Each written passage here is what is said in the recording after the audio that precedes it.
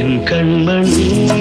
காதலி இடமாங்கனி உன்னை பார்த்ததும் இருக்கின்றதே நான் சொன்ன ஜோக்கை கேட்டு நாணமும் நகைச்சுவை மன்னனில்லையோ நல்ல போங்கோ என்